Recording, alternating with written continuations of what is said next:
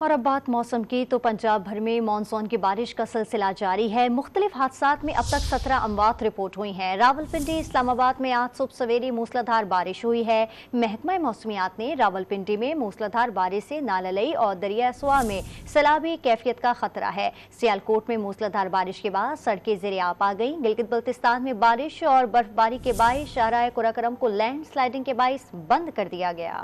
ملک کے مختلف حصوں میں مانسون بارش ہونے جلد حل ایک کر دیا۔ مختلف حادثات میں کئی افراد جان سے ہاتھ دھو بیٹھے۔ پی ڈی ایم اے کے مطابق لاہور میں بارش کے دوران مختلف حادثات میں 4، گجرانوالہ میں 6، شیخوپورہ اور چکوال میں 3 جبکہ فیصل آباد میں 1 موت رپورٹ ہوئی۔ ترجمان پی ڈی ایم اے کے مطابق بارش کے دوران 49 افراد زخمی بھی ہوئے۔ سیالکوٹ میں بارش کے بعد سڑکیں تالاب کا منظر پیش کرنے لگیں۔ پانی گھروں اور دکانوں میں داخل ہو گیا، جس سے شہریوں کا راہ سے گزرنا بھی محال ہو گیا۔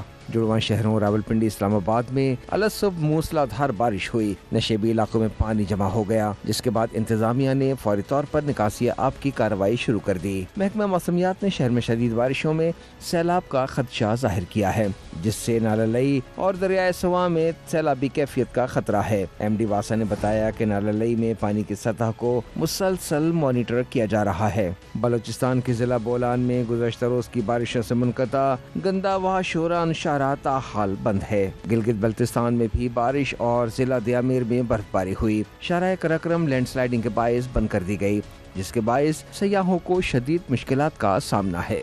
ادھر محکمہ موسمیات نے بارش کے اعداد و شمار بھی جاری کر دیے ہیں۔ گزشتہ 24 گھنٹوں میں سب سے زیادہ بارش خیبر پختونخوا میں بالاکوٹ کے مقام پر 103 ملی میٹر ریکارڈ کی گئی۔ کشمیر ہرامان میں 68 اور چتر کلاس میں 45 ملی میٹر بارش ہوئی۔ اسلام آباد میں بوکرا کے مقام پر 27 اور 0 پوائنٹ پر 24 ملی میٹر بارش ریکارڈ کی گئی۔